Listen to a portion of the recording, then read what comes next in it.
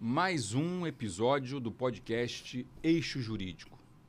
Como já tinha dito no primeiro episódio, aqui nós estamos agora gravando o segundo. Esse é um podcast que vai falar exclusivamente para você, advogado, para você, advogada, sobre gestão de escritório de advocacia. E hoje o tema é extremamente importante. Nós vamos falar hoje sobre o provimento 205 de 2021 do Conselho Federal. É aquele provimento que fala sobre o advogado nas redes sociais. É aquele provimento que diz o que nós podemos e o que nós não podemos falar nas redes sociais, como o advogado pode usar o marketing jurídico a seu favor. E hoje a gente está trazendo aqui ninguém menos do que o Dr. Marcelo Rabelo. Dr. Marcelo foi conselheiro da OAB, foi membro do Tribunal de Ética da OAB, é autor de 2 livros fantásticos que eu recomendo, Processo Ético na OAB. Já temos 2 volumes e o Dr. Marcelo é um dos maiores especialistas em processo ético do Brasil. E eu tenho aqui o meu amigo Marcelo Rabelo, é um grande prazer estar aqui. Marcelo, antes da gente começar para valer, me diz uma coisa, tem muito advogado perdido sem saber o que fazer nas redes sociais? Tem, meu amigo. Primeiro eu vou agradecer o convite de participar desse podcast. É sempre um prazer falar sobre ética, falar sobre processo ético e junto com um amigo é melhor ainda. Mas sim, o que mais vemos na rede social é advogado perdido e o que eu chamo de advogado invisível, né? Aquele que não aparece, não se coloca nas redes sociais, talvez por medo, né, do que ele possa ou não possa fazer, de uma eventual sanção da OAB. Então, acredito que o nosso podcast hoje vai ajudar muitos advogados e advogadas a fugir dos mitos que existem por aí e perder aquele medo de que a OAB, na verdade, só quer punir o advogado. Pois é, Marcelo. E, bom, antes da gente começar, deixa eu colocar aqui os 2 livros escritos pelo Dr. Marcelo. Se vocês quiserem, com certeza eles estão à venda aí nas livrarias. Sim. Depois você diz, Marcelo, como é que fica mais fácil, qual é o link, se tem algum link onde a gente consegue com mais facilidade esse livro, que é leitura obrigatória para todos nós. Deixa eu botar aqui para que ninguém esqueça desses 2 livros que são fantásticos. Marcelo, você falou que você terminou aí a sua apresentação falando uma palavra que tem incomodado muito a gente na advocacia, que são os mitos, né? Aquilo que é mito, aquilo que é verdade, aquilo que é um erro, aquilo que não é erro e muito advogado acaba vendo como erro. Na semana passada eu postei no Instagram um Reels onde eu chamo, né, a chamada é dizendo o seguinte: a OAB proíbe o marketing. Aí depois eu explico, dou a minha opinião sobre esse assunto. E você, como advogado, que é especialista nesse provimento 205, que já estudou muito os processos éticos disciplinares dentro da OAB, é mito ou é verdade que a OAB proíbe a utilização do marketing jurídico, das redes sociais, que muitos ainda andam falando por aí? O que é mito e o que é verdade nessa história toda? Essa pergunta, Álvaro, é maravilhosa, né? Porque quando a gente fala de marketing jurídico, a gente esquece que o conceito foi criado pelo provimento 205 de 2021. Né? Antes se falava em marketing jurídico, mas sem uma posição legislativa nesse sentido. E o próprio provimento define o que é o marketing jurídico. Então, sim, é mito que a OAB proíbe o marketing jurídico, é mito que a OAB proíbe o advogado de se posicionar nas redes sociais, de se posicionar na internet como um todo. E, a contrário, né? A criação do provimento 205, que veio de um clamor da jovem advocacia, né? Um trabalho grande dos advogados que fizeram esse provimento, vem justamente para afastar esse mito de que a OAB proíbe o marketing jurídico. O que o nosso provimento fez, na verdade, foi trazer o quê? Trazer regras num mundo que não havia essas regras. Então, assim, já existia o advogado na rede social, né? Com a pandemia que nós vivenciamos e que muitos advogados, principalmente os jovens advogados, sofreram bastante, né, com a ausência de clientes que eles já tinham, que tiveram que abandonar o barco. A dificuldade de novos clientes fez com que o advogado fosse para as redes sociais, que antes não eram domínio, né, jurídico. Então, todos chegaram na rede social como um mundo novo, né, como Colombo chegando, né, ao Brasil, falando o que está acontecendo aqui. E cada um foi fazendo de uma forma que entendia por correto e, de certo modo, a propaganda, não vou usar o termo, não a propaganda, mas o marketing, ele já era permitido no nosso estatuto, já era permitido no Código de Ética, inclusive antigo, né, o anterior a 2015. Só que nós vivemos num mundo diferente, hoje é um mundo tecnológico, hoje é um mundo social, né? Então, se você leva para as redes sociais o que você não pode fazer no mundo real, vamos tratar assim, você consegue entender. Você faz um paralelo entre, se eu pudesse fazer isso no mundo real, fora da internet, isso seria uma violação ética? Se você conseguir entender esse conceito e ver que, olha, realmente, se eu... Vou dar um exemplo aqui, esdrúxulo, mas que a gente gosta de fazer quando fala, por exemplo, sobre caixinha de perguntas, né?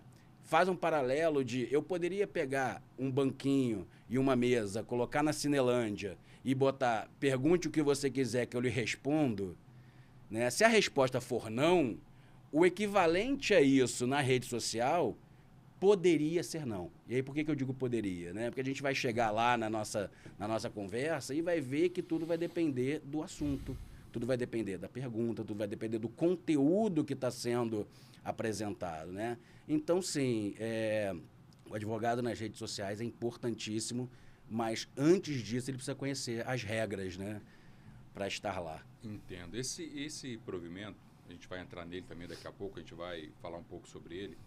Ele é de 2021. Eu estava fazendo aqui as contas, eu acho que em 2021 nós dois estávamos na OAB, né? Sim. Eu era secretário-geral da OAB do Rio de Janeiro, você era conselheiro, estava no Tribunal de Ética. Agora eu estava fazendo aqui, era um período em que nós dois estávamos na OAB. E aí você vai lembrar disso que eu vou falar agora, porque isso foi muita polêmica na época. Porque existia um grupo de advogados, né, de pessoas que estavam discutindo a possibilidade do advogado participar de marketing, que dizia que as redes sociais, né, a liberação do marketing nas redes sociais ia favorecer muito mais os grandes advogados, né, as grandes bancas. Pode ser que eu esteja errado, não tenha ainda uma métrica que eu possa afirmar isso, mas me parece que isso não aconteceu. Me parece que hoje os pequenos e médios escritórios, os advogados que trabalham sozinhos, eles acabam hoje usando muito mais as redes sociais como uma forma de prospectar clientes do que as grandes bancas, né? A gente viu que as grandes bancas, elas acabam prospectando clientes de uma outra forma, em outras mesas de negócio, né? E é uma sensação minha, posso estar enganado, então não quero afirmar. Mas me lembrou essa discussão quando você estava dizendo que o marketing sempre existiu, né? Que a prospecção, vamos chamar assim, a propaganda sempre existiu, mas o que eu acho que mudou mesmo foi essa possibilidade do pequeno advogado, da pequena banca, né, do advogado que trabalha sozinho, dele estar nas redes sociais buscando se posicionar, criar autoridade. É uma sensação minha só, ou você acha que isso aconteceu? Não, Álvaro, eu acho que o assunto foi perfeito, eu vou fazer uma meia-culpa, começando com uma frase que eu ouvi de um querido amigo que era do Tribunal de Ética também na nossa época, foi conselheiro, Jonas Gondim, né? E eu faço as palavras dele como minhas, né? Triste não é mudar de ideia, né? Triste é não ter ideia para mudar. Por que eu estou falando isso? Porque eu era um dos que levantavam a bandeira logo assim que se começou a falar em marketing jurídico, em provimento, de que eu entendia que isso traria mais resultado às grandes bancas do que ao jovem advogado. Quando você colocava no provimento que você poderia impulsionar publicações, e a gente pode depois, né, elaborar um pouco mais esse assunto, né, você imagina o quê? Aquele advogado com mais recurso financeiro vai conseguir pagar mais, né, aquela publicidade, vai conseguir fazer com que aquele vídeo tenha um alcance muito maior do que o jovem advogado que está chegando agora no mercado, às vezes não tem um escritório, né, ainda trabalha em home office ou faz uso das salas da OAB. E o que eu vi, e aí você está corretíssimo, o que eu vi dos anos para cá, né, de 2021, quando saiu o provimento para hoje, foi exatamente o contrário. Né? Quem realmente se beneficiou do marketing nas redes sociais foram os jovens advogados, foram os advogados de pequenos escritórios, aquela advocacia, digamos assim, artesanal. Né? Porque as grandes bancas, como você disse, elas estão em outro patamar de negociação, elas sentam em outras mesas, são outros tipos de prospecção de clientes que muitas vezes o pequeno, médio escritório, né, ou o jovem advogado ainda não chegou nesse patamar. Então eu faço aqui uma meia-culpa, né, e vejo que eu estava errado quando entendia dessa forma, e hoje eu vejo que o provimento veio realmente em prol da jovem advocacia. Cara, eu não sei se você precisa fazer meia-culpa ou se era um erro ou não. Porque eu acho que as redes sociais eram coisas que... Quando as redes sociais chegaram, elas chegaram como uma novidade para todo mundo. Né?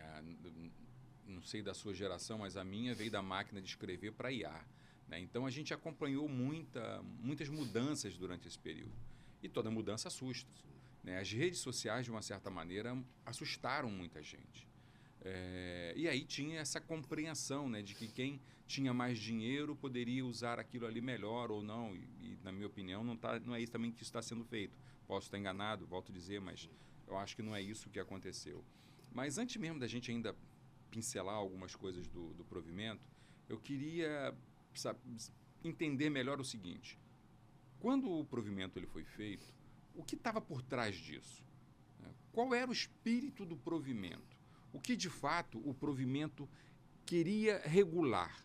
Tá? Não necessariamente o que é falta ética ou não, mas qual era o espírito por trás desse provimento? Como a gente sempre brinca, né? Toda lei tem um espírito que gerou aquela lei E o que estava ali? O que era? O que a gente pode achar? Olha, não está escrito, mas é isso que a lei quer dizer.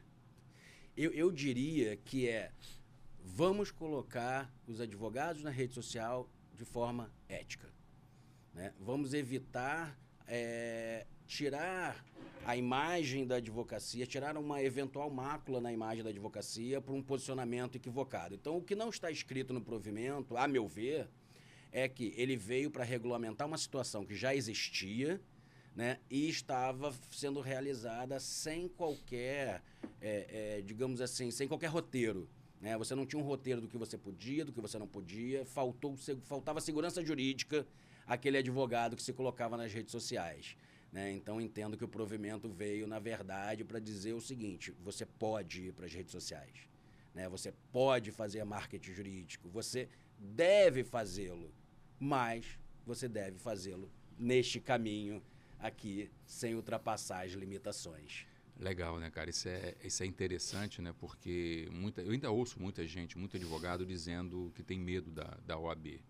Né? Mas com essa introdução que a gente está fazendo aqui desse podcast, a gente pode afirmar o seguinte: o advogado não precisa ter medo da OAB se ele tiver método, se ele tiver ética, né? Se ele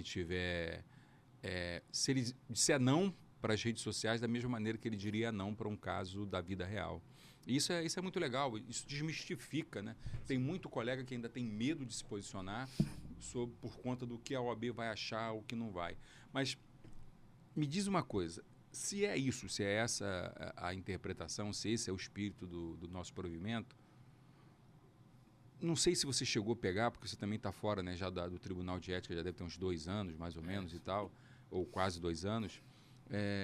E nesse período de 2001 até o período em que você estava ali, o que você mais via aparecer em termos de condutas que não observavam, condutas que não estavam observando essa ética necessária no provimento 2005? O que você achava que era mais comum aparecer é óbvio que a gente não pode falar de caso concreto, porque nós estamos limitados pelo nosso código ético, mas vamos lá. Vamos, mas antes de citar exemplo, eu vou trazer uma informação. Eu não gosto de falar em percentual, que eu posso errar, mas a maioria esmagadora dos advogados que respondem a um processo disciplinar não é por má fé. é por mero desconhecimento da própria legislação ética. Eu sempre digo que a gente aprende na faculdade, né, Álvaro? Direito civil, direito de processo civil, direito penal. E aí um ou outro teve a chance de aprender deontologia jurídica e ninguém aprendeu o processo ético disciplinar. E isso traz o advogado, né, para o mercado, onde o jovem advogado hoje, você falou da sua época, eu também, eu fiz curso de datilografia. Né? Então você pega, eu entendo que a nossa geração ela teve dificuldade tecnológica, mas se adaptou com mais facilidade, porque você está trazendo tecnologia a uma realidade já vivenciada, do que o jovem advogado que entra agora no mercado com essa realidade estourada, né? E não tem aquela bagagem de um conhecimento ético pretérito. Tá? Dito isso, o que nós mais víamos na época de tribunal de ética e vejo hoje atuando na defesa de advogados em processos disciplinares, né? É a captação de clientela e é a mercantilização. São os maiores erros que o advogado comete, muitas vezes por equívoco e por desconhecimento. Então, são as duas infrações vinculadas à posição do advogado na rede social que a gente mais vê. A gente tem outras que acontecem, mas essas são as campeãs de representação, né? Bom, e teremos uma novidade, cortando, né? Diga, não, vai lá. Em breve teremos advogados com problema com o uso da inteligência artificial, né? Então, assim... Esse é outro problema. Isso vai ser uma realidade a ser enfrentada pelos tribunais de ética de todo o país, né? Pelo uso indiscriminado da inteligência artificial. E aí a gente volta na nossa conversa anterior, né? É a novidade. Antes o advogado na rede social era a novidade. Agora a inteligência artificial para o advogado é uma novidade. Então, acho que nós veremos ainda, talvez um provimento, talvez alguma jurisprudência consolidada, uma súmula que venha tratar a forma como o advogado vai utilizar a inteligência artificial. Cara, já que você falou de IA, não é o tema do nosso podcast hoje, mas já que você falou de IA, eu vou levantar aqui um parênteses, abrir aqui um parênteses, porque é o seguinte, a IA é um problema mesmo, é algo novo, a gente está também aprendendo a usar, inclusive com esses limites éticos, né, da utilização ou não da IA. Mas sabe uma coisa, Marcelo, que anda me incomodando? É ver advogado criticando advogado porque ele está usando IA. O judiciário começou a usar IA muito antes do advogado. Sim. Eu lembro que a gente criticava que as ferramentas de IA que estavam sendo utilizadas pelos tribunais iam tirar advogados dos tribunais, né? E a gente vê direto sentenças sendo feitas por IA e a gente não vê o judiciário falando mal do juiz. Mas a gente vê cada decisão de juiz falando mal de advogado porque está usando IA. Eu acho que esse é um tema mesmo que a gente vai ter que enfrentar relevante. Em breve, porque eles estão oficiando a ordem porque os advogados estão usando IA. E eu não vi ninguém oficiar ainda o CNJ porque o juiz está usando IA. Eu já peguei sentença que vinha escrito lá no corpo da sentença, o senhor quer que eu faça ainda mais alguma coisa? Quer que faça mais? Claramente uma sentença sem feita revisão. Com ajuda de IA, sem revisão. Tá? E eu não estou vendo. E a gente, mais uma vez, o advogado está sendo colocado como o patinho feio da história. Né? Então, assim, é só um parênteses mesmo, porque a gente vai fazer um podcast falando sobre IA, sobre o uso ético da IA. Não apenas na advocacia, mas também no judiciário. Mas vamos voltar aqui para o nosso... Só para a gente encerrar, né, esse assunto de IA, porque não é o tema. Mas vamos lá. Mas eu entendo que os tribunais de ética vão ter que se adaptar e vão ter que olhar com carinho para o advogado e observar exatamente isso. Porque enquanto nós temos um órgão censor, né, digamos assim, trazendo o tribunal de ética, não a OAB como um todo, né, ele tem que zelar pelo advogado. Tá? Exatamente. Ele tem que zelar pelo advogado e não só punir, né? Aqui no Rio de Janeiro nós temos ainda um tribunal de ética que é muito bom, educativo, muito bom. Ele dá palestras, ele vai para universidades, mas estou falando a nível nacional. Todos os tribunais de ética do país vão ter que olhar com carinho, principalmente, Álvaro, porque eu e você, não vamos falar de idade, mas somos jovens perto de alguns advogados que aí estão e às vezes vão se utilizar dessa IA e vão cair numa armadilha sem qualquer má-fé. Eu acho que é exatamente isso. Eu não estou querendo passar a mão na cabeça de ninguém, nem esconder, aliviar faltas éticas. Não é isso, não. Mas eu também não me sinto bem em ver advogados sendo criticados sem nenhum critério, apenas porque usou o IA. Sim. Foi pego usando IA. Eu boto nos meus contratos hoje que eu uso IA. Nos meus contratos eu já fico... Meu também. Meu cliente já sai de lá sabendo que a gente usa IA. Então, é óbvio, tem a questão ética, tem a questão profissional, que a responsabilidade é sua, sim, a revisão é sua, mas ver alguns colegas sendo criticados só porque estão usando IA, isso me incomoda. Mas, e daqui a pouco a gente vai fazer algumas perguntas aqui, voltando ao nosso tema, do que pode e o que não pode, tá? Quais são as suas opiniões. Mas vamos lá. Agora entrando especificamente no provimento 205. A gente falou aqui um pouco do princípio, né, que estava por trás desse provimento. A rigor, o que o provimento permite?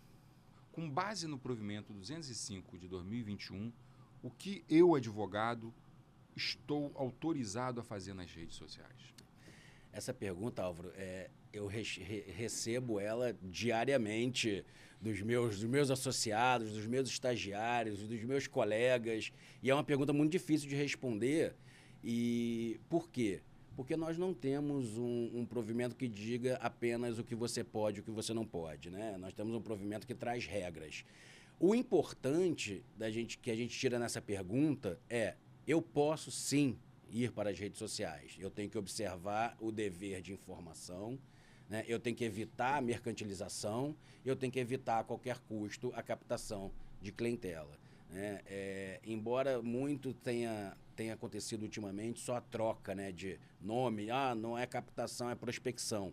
Independente do nome que se utilize, a gente tem que observar o que está por trás daquela postagem, ou daquele vídeo, daquele reels.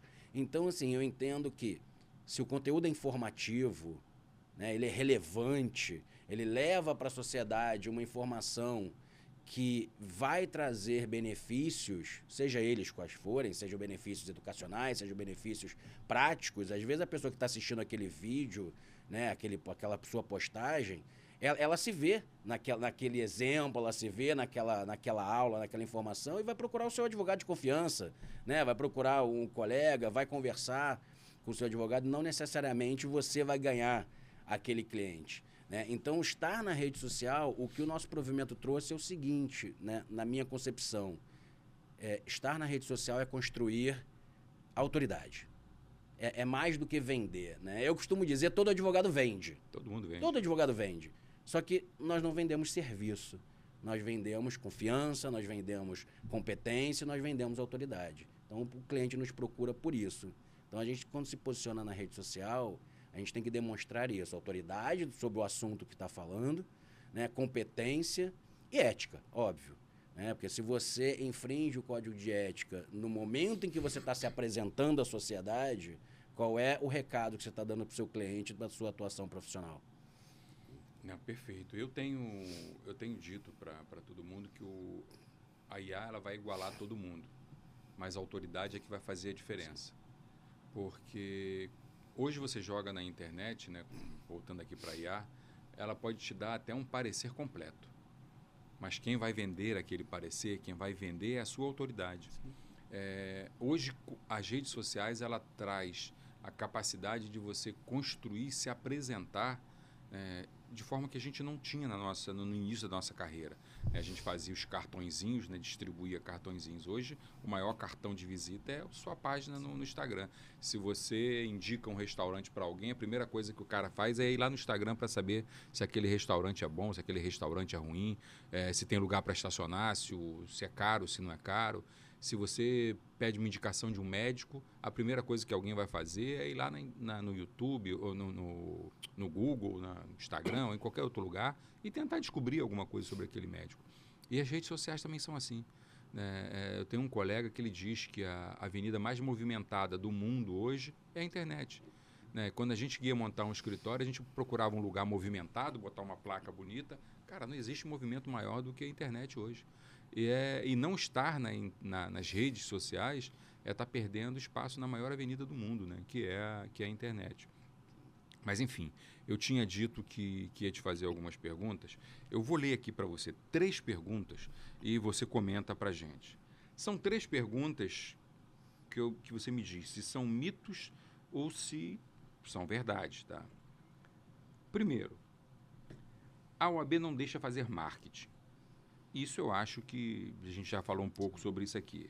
Mas como você responderia isso para um advogado que está travado na profissão e não consegue avançar? Segundo, mito ou verdade? Se eu impulsionar qualquer coisa, eu vou tomar um processo? O que realmente é risco aqui ou não? E terceiro, isso é mito ou verdade? Se eu não falar de preço e não prometer resultado, eu não fecho o cliente. Isso é o que muita gente fala. Se eu não falar de preço, se eu não prometer resultado, eu não fecho o cliente. E o que você vê na prática? Essas coisas acontecem? Não acontecem? Que tipo de preocupação o advogado tem que ter, mesmo sabendo que ele precisa ir para as redes sociais para se apresentar, para apresentar seu trabalho? As 3 perguntas, Álvaro, são excelentes, né?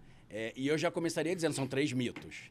Né? Os 3 são mitos, né? Começando pelo a OAB proíbe o marketing, nós falamos disso no início da nossa entrevista. O provimento 205 está aí para desmistificar isso, porque trouxe o conceito de marketing jurídico, trouxe as regras, trouxe tudo. O que eu diria para um advogado que está travado?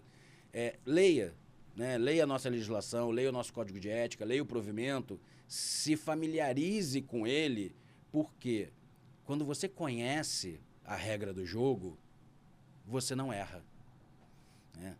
Então, você precisa conhecer a regra do jogo. Conhecendo a regra do jogo, aonde eu posso ir, aonde eu não posso ir, o que eu posso fazer, o que eu não posso fazer, as chances que você tem de cometer uma infração ética são quase nulas.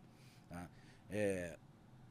Com relação a impulsionamento, é outro mito muito grande, até porque o próprio provimento traz a possibilidade de impulsionamento de publicações e diz que é permitido. O que a gente tem que observar não é impulsionar, não é pagar aquele conteúdo que é infração ética.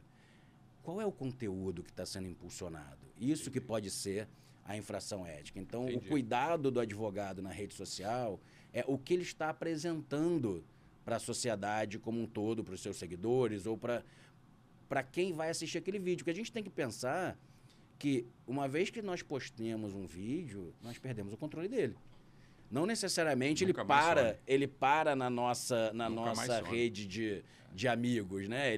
Primeiro que ele não desaparece nunca mais. Então, você tem ali a prova do que você falou para o resto da vida. E segundo, que ele pode sair do seu ciclo de amigos com uma velocidade tamanha que você também não tem um controle. Então, você tem um amigo, você postou, aquele seu amigo te segue, gostou, compartilhou aquela postagem com um colega que não é da sua rede de amigos, e quando você vê, você talvez esteja, né, como linguagem do jovem, viralizando com um conteúdo.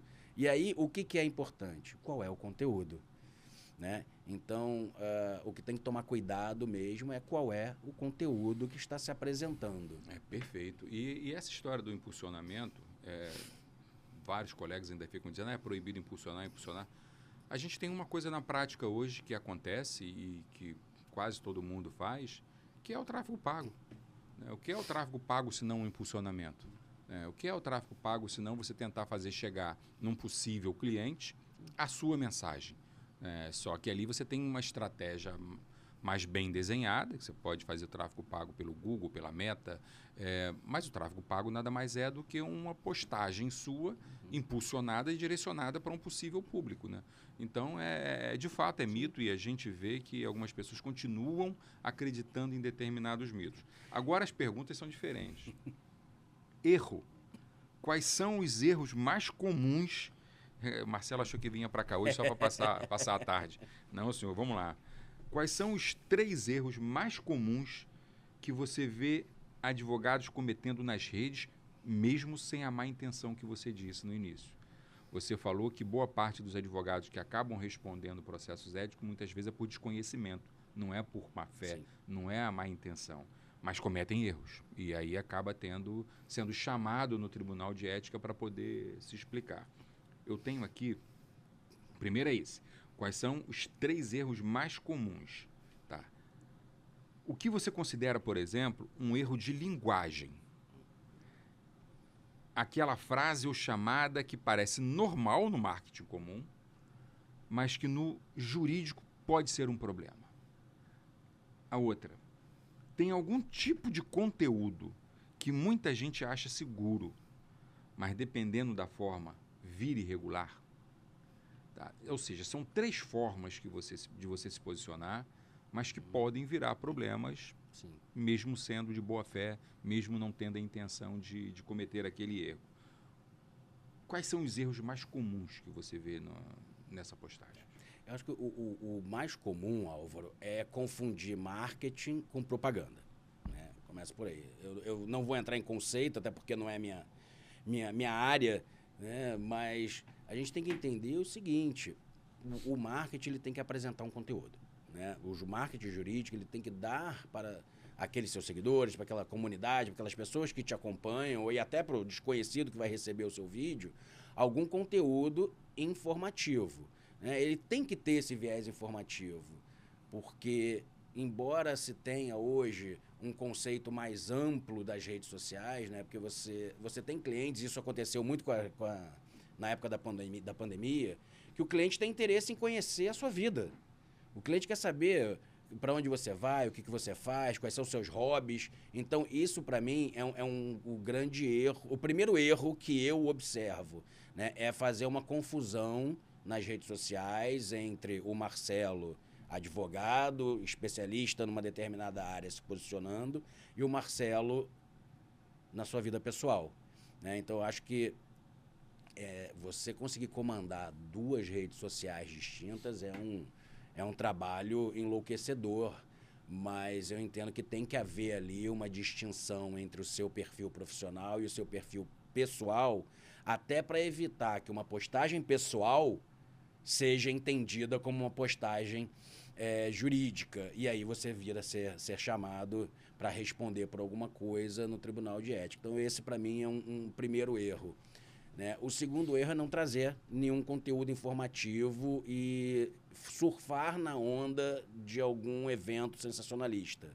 Né? Eu acho que esse, para mim, é um segundo maior erro. Né? Você pega um caso que esteja em evidência, você rola seu feed, está todo mundo falando daquele caso.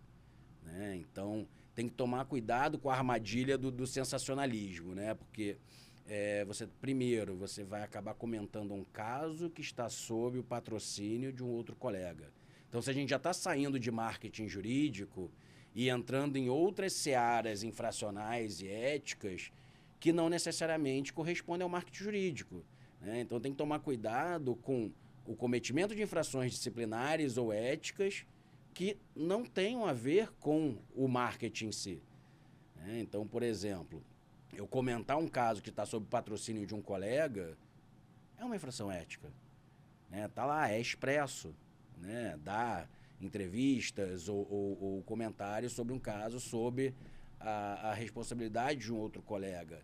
É claro que a gente tem alguns casos que a mídia traz e explodem. Se você trouxer aquele caso apenas como um exemplo, né? Se afastar do caso concreto e trazer ali um assunto relevante, você consegue caminhar bem, mas assim, na corda bamba, sempre tomando cuidado com o que é dito e com o que é escrito. Por que eu falo isso? Que aí eu entro no terceiro erro, que às vezes o que é dito não tem nenhuma infração. Mas você vai para a legenda daquele post e aquela legenda ali acaba te causando um problema disciplinar. Né? E aí você entra naquelas frases mercantilistas, e aí já é a questão da linguagem, né? Da segunda pergunta, que é o tal do me procure. Né? Quer saber mais? Entre em contato, porque aí você sai de uma publicidade passiva, digamos assim, né? Para uma publicidade mais agressiva, onde eu estou chamando o cliente para me procurar. E aí eu saio de uma publicidade para uma captação de clientela. Né? Eu vou contar um caso aqui, sem, obviamente, citar nomes, para chamar a questão do vício de linguagem. Por quê? Às vezes o vício de linguagem se confunde também com a mercantilização. Tá? Eu já vi, e aí não vou mostrar, porque eu tenho print para provar que eu vi, né? Advogado fazendo saudão do habeas corpus. Então, assim, você pega, são palavras que são, dentro do marketing, são completamente permissivas, né? Do marketing comercial em geral. Você fazer um saudão, você fazer a Black Friday, já vi Black Friday da Liberdade. Então, assim, tem que tomar cuidado com essas expressões nitidamente mercantilistas e que vão aviltar a dignidade da advocacia, né? Como eu disse antes, a gente não vende serviço, a gente vende autoridade. Esse saudão eu acho que eu vi também. Eu lembro, não sei se é o mesmo caso, mas teve um caso recente, que também não vou entrar aqui em detalhes, onde várias pessoas foram presas. Várias pessoas foram presas ao mesmo tempo e tinha gente nas redes sociais dizendo, olha, eu faço habeas corpus aqui coletivo, entendeu?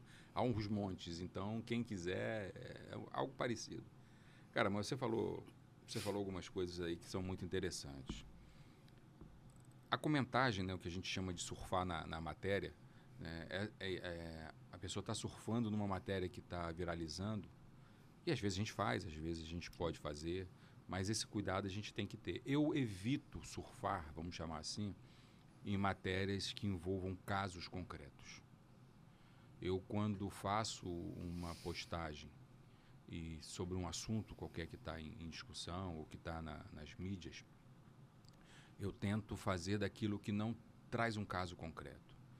Recentemente nós vimos um advogado, e isso circulou em todas as redes sociais, que pediu a condenação do seu próprio cliente. Isso viralizou. Sim. E tal.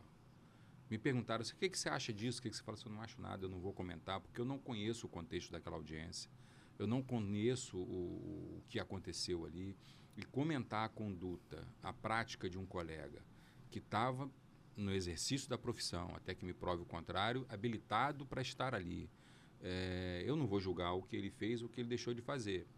Posso concordar, não concordar, mas é uma opinião minha e eu não conheço o contexto. Infelizmente, esse colega, né, apareceu morto recentemente no seu apartamento, lá na sua casa, e isso viralizou. Muita gente falou, essa coisa acaba tomando uma repercussão muito grande. A gente vê muito disso. Eu, quando tento, e aí fica aqui mesmo uma dica para quem quiser fazer, eu faço muito. Quando eu quero surfar nestas matérias, nessas ondas, eu procuro assuntos que ainda estão sendo discutidos, por exemplo, no Legislativo. Eu tenho me posicionado muito sobre o fim da escala 6x1. É o meu nicho de trabalho, eu advogo na área trabalhista, trabalho para vários sindicatos. Essa é uma área que me interessa.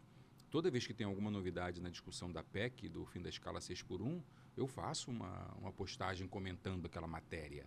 Mas evito fazer qualquer tipo de comentário em casos concretos de processo. E olha que às vezes vontade dá muita vontade mesmo e tá.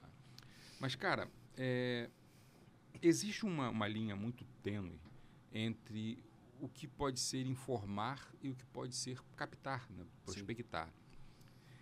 E essa linha que às vezes é muito difícil, porque quem posta, e eu posto muito, né? A gente utiliza muitas redes sociais, eu digo que todo dia, isso literalmente, todo santo dia, eu tenho um possível cliente me mandando mensagem no direct, querendo tirar dúvida, querendo informação, outros que já foram demitidos, outros querendo marcar atendimento. Eu sempre, todas as vezes que eu tenho que responder alguma coisa, eu respondo em tese, eu não respondo nada porque eu não conheço o caso concreto. Mas na maioria das postagens, a gente sempre termina com uma chamada, seja ela qual for. Ou me segue, ou divulga esse vídeo, ou salva esse vídeo, manda esse seu vídeo para um amigo que tem interesse no tema. De uma certa maneira, a gente acaba pedindo alguma coisa, dando um comando qualquer, para que aquele vídeo ali tenha o seu destino, né? Se eu falei sobre escala 6x1 e alguém trabalha na escala 6x1, eu posso pedir, olha, encaminhe esse aqui para o seu colega que trabalha nessa escala e que tem interesse nesse tema. Pode até não virar cliente, pode nunca virar cliente, mas o informar e o captar e o prospectar, eu não tenho nenhum problema em falar captar ou prospectar. Sim. Isso para mim é uma grande besteira, tá? Porque tem gente que diz, não pode falar captar. É captar, a gente está fazendo captação. Sim. Se ela é irregular ou não é uma outra discussão. Mas a gente está captando cliente, a gente está buscando cliente, está prospectando cliente, né? Se ela é irregular ou não, que é a discussão. É o que você falou, o problema não é você captar, é a forma como você capta. Como você faz. Então, E é uma linha muito tênue, né, entre o informar e o captar.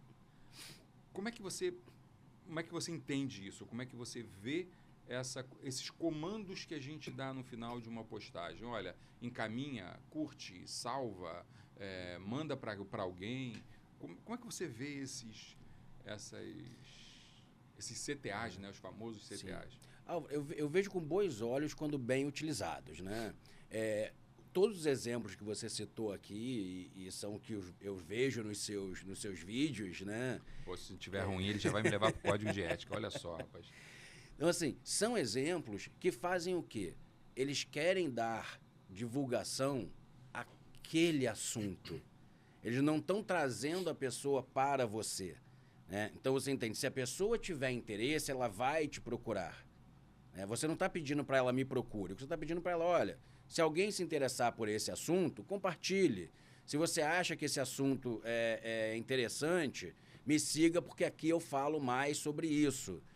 O que a gente não pode fazer é depois de vou chamar de publicidade em geral, né? Seja um vídeo, seja uma postagem, você encerrar chamando o cliente para si.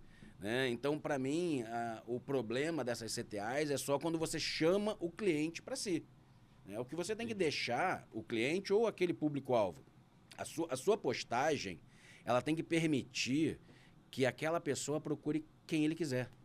Né? O advogado que ele quiser, o profissional que ele quiser procurar. Não necessariamente você que está dando aquela informação. Então, quando você deixa isso muito claro, né, na CTA, na legenda, no vídeo, né, você está dando uma informação e você está dizendo, olha, se você acha interessante, curte, compartilha. Se você acha que um amigo seu vai se interessar pelo tema, envie para ele. Você está falando do tema, está falando do assunto. Né? A partir do momento que você fala, olha, se esse assunto te interessou, se esse é o seu caso, né, se você está passando por isso, me procure, você saiu do informativo e automaticamente migrou para captação irregular de clientela. E eu gostei muito do que você falou. Né? Eu sempre incluí o irregular na hora que eu falo de captação. Porque captar não é infração. A infração é a forma como eu faço isso. Né? Exatamente isso. Então, exatamente isso. Nós captamos cliente desde da época do cartão de visita. Você está num restaurante, encontra um amigo, ele fala, olha, esse aqui é meu amigo, ele estava com um problema, toma aqui meu cartãozinho, me liga, me procura. A advocacia, né, cara, é uma profissão muito tradicionalista, vamos chamar assim. E a gente traz na nossa cultura algumas coisas que dificultam a atividade profissional. Muitos advogados dizem, a gente não vende. A gente vende o dia inteiro. A gente se vende. Né? A gente se vende o dia inteiro.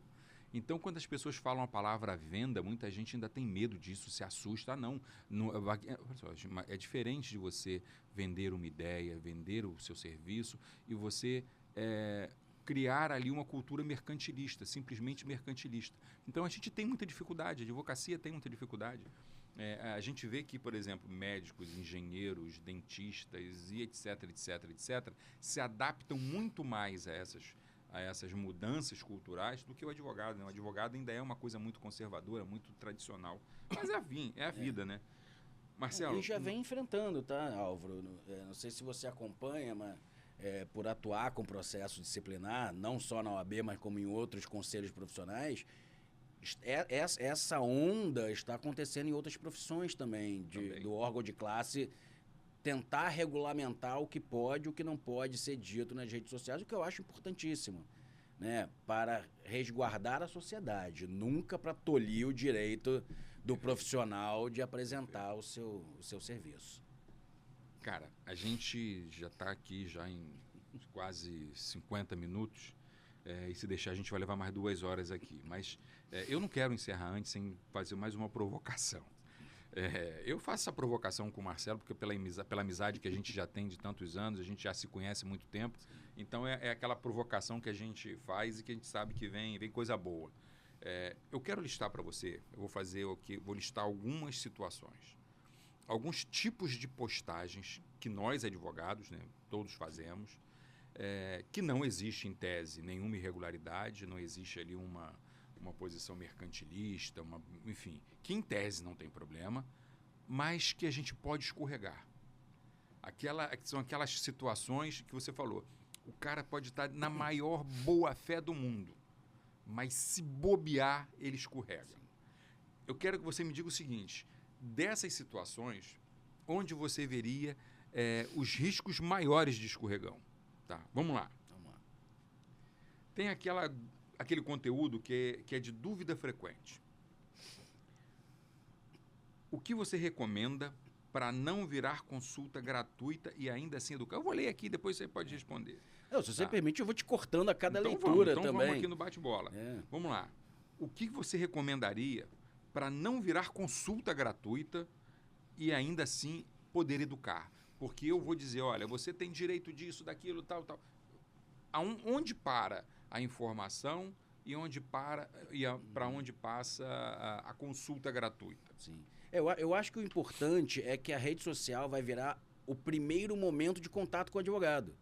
É aquele momento em que ele traz o cliente para o escritório e tem que parar ali. Porque se eu continuar fazendo ali, respondendo perguntas, eu caio na armadilha da consulta gratuita e às vezes eu posso estar dando uma informação, uma consulta sobre um caso concreto sem elementos, né, desse caso. Então, a nuance que pode escorregar é essa, é saber onde parar naquela resposta do direct. Conteúdo de bastidor. É muito comum a gente postar o conteúdo do nosso escritório, bastidor, a gente trabalhando, a equipe trabalhando, é uma reunião, Até onde eu posso e o que eu preciso evitar nessa conduta de bastidor? Mais importante é evitar divulgar cliente, divulgar processo, que apareça alguma coisa que diga quem são os seus clientes ou quais são os processos que você atua. E outro ponto, o provimento trouxe uma figura que foi muito falada no início, né, que agora já se fala pouco, mas é o da ostentação na rede social. Isso foi uma figura trazida pelo provimento 205. Então, cuidado ao fazer o bastidor de não parecer que você está querendo promover o tamanho do seu escritório, as dimensões do seu escritório. É claro que você divulgar, você está na sua sala trabalhando, você está divulgando o seu bastidor. Agora, você fazer aquele vídeo onde você sai e caminha pelo seu escritório inteiro, mostrando todo mundo trabalhando, pode vir a ser entendido pelo Tribunal de Ética, né, que você está demonstrando as dimensões e características do seu escritório. E isso é vedado pelo provimento 205. Entendi. Essa história da ostentação, ela é bem polêmica. É bem polêmica. A gente está vendo... E subjetiva, né? Subjetivo, que vem a ser ostentação de fato ou não. Conteúdo de erro comum do cliente. Eu posso postar o seguinte, olha, você que pratica determinada situação, assim, isso. Como é que eu posso falar sem expor um caso concreto e sem dizer que eu estou acusando alguém? Porque, na verdade, eu vou estar apontando um erro que alguém faz com frequência. Sim. Forma de linguagem. Onde é que fica o certo e o errado nessa história? Eu acho que, nesse caso, é a forma de linguagem. Como você fala isso? Se você demonstra que você está trabalhando em abstrato, você não fala você faz em abstrato, e você não dá a entender de que por trás dessa sua imputação de erro há um caso concreto, eu acho que a gente vai bem. Acho que vai muito bem, só tem que tomar cuidado com a forma como é dito. Eu uso como exemplo a mim mesmo. Eu poderia ir para a rede social e dizer o seguinte, olha, colega advogado, você que na sua defesa prévia não indica desde já o rol de testemunhas acreditando que o Tribunal de Ética vai lhe dar aquele famoso despacho em provas, você está errando. Então, assim, pode ser um caso concreto, porque Entendi. Pode ter acontecido com alguém, mas eu não dei aqui nenhuma indicação de que é um caso concreto, e isso pode ter acontecido com qualquer pessoa, ou não acontecer com ninguém, e aquele advogado que vai fazer a sua defesa prévia, falar, puxa vida, vou colocar já o meu rol de testemunhas aqui. Entendi. Eu acho que vai mais ou menos na mesma linha essa pergunta aqui. O conteúdo de um cenário hipotético. Tá? Posso usar um exemplo hipotético? Como deixar claro que não é promessa e nem caso real? Que tipo de exemplo eu posso dar sem deixar que aquilo ali transpareça um caso real ou uma promessa? Primeiro é deixar bem claro, né? Clareza na informação. É literalmente dizer que não se trata de um caso concreto nem de uma promessa de resultado. Eu acho que a clareza na informação, ela resolve 90% dos problemas de comunicação nas redes sociais. Se você for claro, você resolve o seu problema. Tá. Essa agora que é o grande problema. A famosa caixinha de perguntas. O que é uma resposta de caixinha de perguntas, se não uma resposta de um caso que pode ser concreto ou não, mas como é que eu vou responder uma caixinha de perguntas sem dizer que eu estou dando uma orientação? Ou estou explicando um caso? A caixinha de perguntas, ela é bem, digamos assim, tensa, né? Eu digo tensa porque, Álvaro, eu já flutuei em 2 entendimentos, né? Eu já flutuei no entendimento de que a caixinha de pergunta nada mais é do que uma consulta gratuita, né? Porque eu tô... E aí fiz até o paralelo... Muitas vezes a caixinha de perguntas é algo imaginário, né? O própria pessoa que vai responder que criou aquela caixinha. Então assim, eu vejo isso com preocupação quando é esse o caso. Porque às vezes você está arriscando, né, uma infração ética, você está arriscando um olhar de um tribunal de ética, quando é você mesmo que está fazendo as suas perguntas e respondendo, né? Eu acho que a gente tem que tomar um cuidado em não parecer que é uma consulta jurídica, né? Que o problema é a consulta jurídica. Se eu estou esclarecendo algo sobre um vídeo que eu comentei, o exemplo da escala 6x1, né? Você está ali falando da escala 6x1 no seu vídeo e você abre uma caixa de perguntas e as pessoas estão com dúvidas quanto ao tema da sua fala, não quanto à forma de procedimental, se eu posso contratar, como é que eu entro, o que eu tenho que ter de documento, que aí você vira realmente uma consulta. Eu acho, e aí posição do Marcelo hoje, que esses momentos, seja a caixinha de perguntas, seja o direct, eles têm que ser só aquele primeiro contato com o cliente, a forma de você chegar ao cliente, né? E a partir daquele momento você tem que trazê-lo para dentro do seu escritório ou para onde você estiver, pode ser uma reunião virtual só com aquela pessoa, mas você já deixar claro que a partir daquele momento vocês estão trabalhando, né, numa possível contratação. Perfeito. Nós já falamos aqui que um dos motivos das redes sociais hoje é a construção de autoridade. Sim. Né? Talvez seja a melhor forma de você construir autoridade, mostrando nas redes sociais o que você de fato faz. E aí aqui é que vem a pergunta. Conteúdo de prova indireta de autoridade. Como mostrar autoridade sem falar eu ganho causa e sem usar o antes e o depois? Antes eu era assim e agora eu sou assim.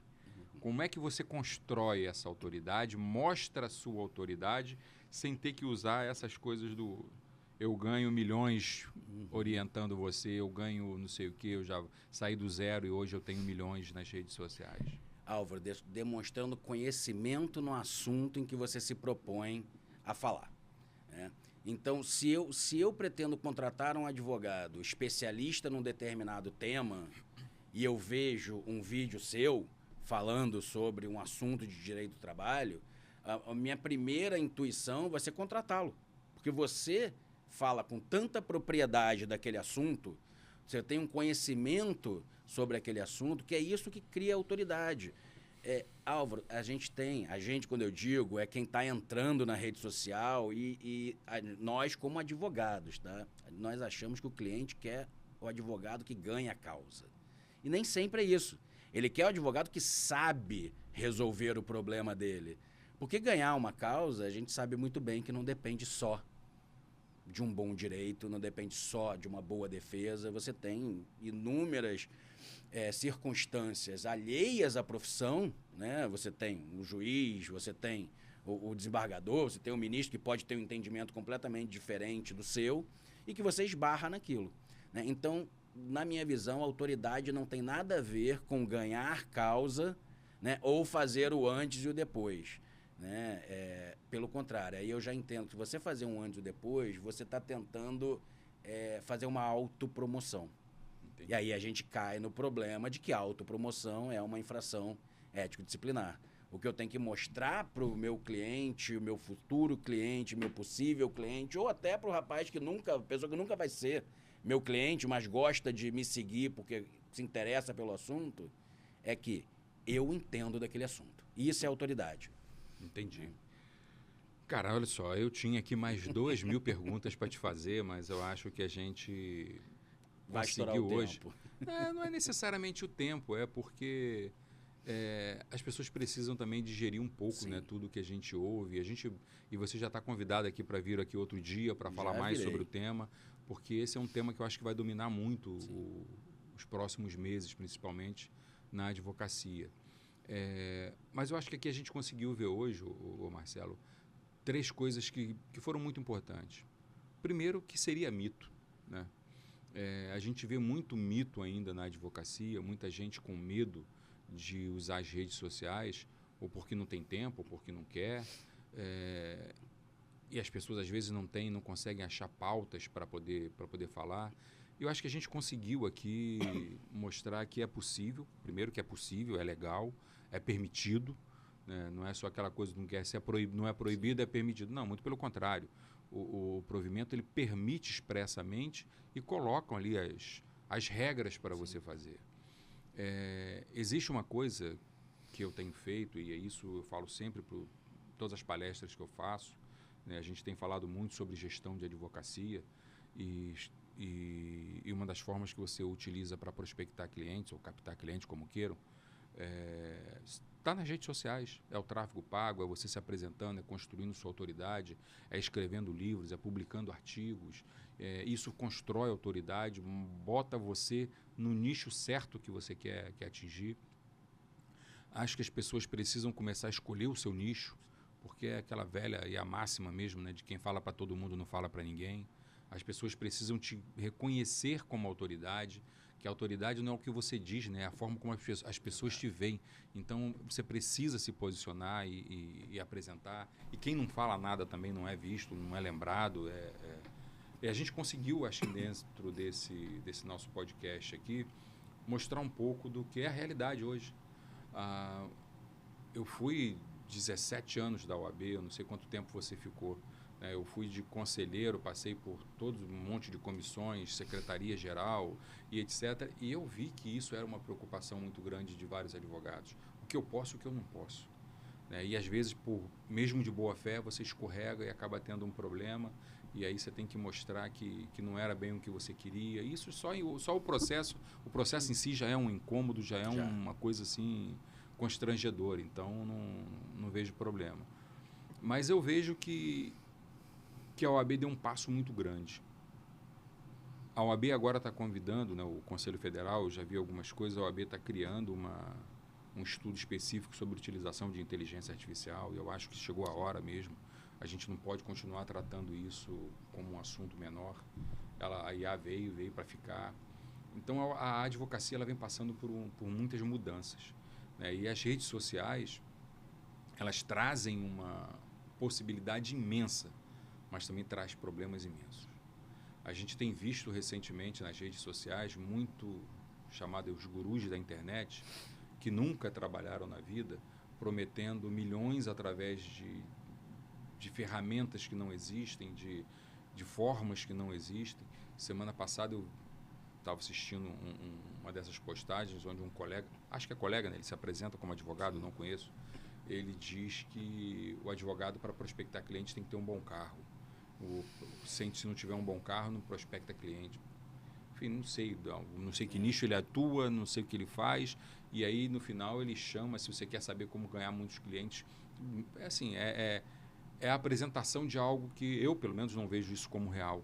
Tá? Mas, Marcelo, eu queria te agradecer muito, quero te agradecer muito a tua disponibilidade. Eu sei que sua agenda não é simples. Eu sei que sua agenda é corrida, eu sei que você está atuando em vários lugares, mas eu queria terminar te pedindo 2 coisas. Primeiro, que você faça aí um resumo disso tudo, o que você acha que seria mais importante a gente deixar hoje para os nossos colegas. E segundo, dizer aqui para a nossa audiência, para os nossos amigos, onde conseguir os livros, como conseguir. O livro é seu, anuncie, e eu quero saber. Eu tenho os livros já, então... Eu tenho já você foi no lançamento dos dois. Eu fui no lançamento, então eu já tenho. Mas dizer para as pessoas aqui como conseguir, onde conseguir E faz aí um resumo pra gente. Claro. Vou começar pelos livros para a gente não encerrar falando de venda, né? Perfeito. Os livros podem ser encontrados na Amazon, sempre indico a Amazon, porque livraria hoje em dia são poucas, né? A gente tem o nosso querido Wilsinho, quem é do Rio de Janeiro, do centro, sabe que ele resiste, né? A livraria do Wilsinho, lá ele tem meus exemplares. Mas a Amazon entrega muito rápido, é bem fácil de localizar pelo título. Lê o título, anuncia aí, cara. Processo ético disciplinar na OAB, teoria e prática, que eu escrevi com meu querido irmão, Thiago Camel, né? Parceiraço, que ainda está nas trincheiras do Tribunal de Ética na atual gestão. Sem ele, a gente não ia conseguir soltar isso no mercado. Foi uma obra que nós sentimos necessidade. Você participou do processo, né? Nós sentimos necessidade de ter alguma doutrina que trouxesse segurança jurídica para o advogado que pretende atuar no processo ético disciplinar. Né? Eu, quando entrei como defensor dativo no Tribunal de Ética e Disciplina, eu falei, tá, mas quais são as regras do jogo? Eu não sabia as regras do jogo. Você tem ali o Código de Ética que traz algumas regras, mas você não sabe como funciona cada conselho seccional, cada um com seu regimento interno, cada tribunal de ética com seu regimento interno. Então o objetivo foi trazer um pouco de segurança jurídica para os advogados. Perfeito. Voltando ao nosso tema, o que eu trago de mensagem para quem nos escuta, para os nossos colegas, né? Primeiro é não ter medo de ir para as redes sociais. Né? Vá para as redes sociais, mas vá consciente. Não adianta você também ir para a rede social sem saber o que você vai fazer lá. Né? Que aí você pode cair nas armadilhas, que são inúmeras. Então, faça um roteiro, prepare um assunto inteligente, um assunto interessante para falar, traga alguma novidade, alguma legislação que está sendo debatida no Congresso, ou alguma nova legislação que já foi aprovada, que pode impactar a vida de alguém, traz aquela informação. Né? E se eu puder dar um conselho, e aí é um conselho que eu daria para mim mesmo, né? Contrate um especialista em marketing jurídico para lhe acompanhar. Hoje em dia o marketing jurídico é um access, né? É um elemento do escritório do advogado, da vida do advogado. Então, se eu puder dar um conselho, nós entendemos de direito, mas vamos trazer quem entenda de marketing para trabalhar conosco. Eu acho que isso é o principal, eu aprendi isso. E em breve teremos novidades. Conselho aceito. Eu queria aqui encerrar esse podcast, agradecer o meu amigo Marcelo Rabelo, mais uma vez indicar o livro dele, que é realmente muito bom. Eu posto muito nas redes sociais, acho que a advocacia precisa usar essa ferramenta como uma melhor forma de prospectar clientes hoje em dia. Eu tenho só um perfil. O meu perfil não é apenas social, ele é profissional. Tem gente que gosta de ter 2 perfis. Às vezes a gente tem dificuldade para tomar conta só de um, de 2 fica mais difícil. Então, vale a pena ter um perfil, postar de forma ética, mas postar com intenção.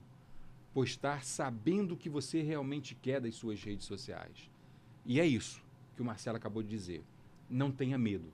Não tenha medo do que vão dizer do que você postou, porque se você postou de forma ética, falando para o seu nicho, o resultado vai aparecer. Mais uma vez, obrigado e até o próximo episódio de mais um podcast.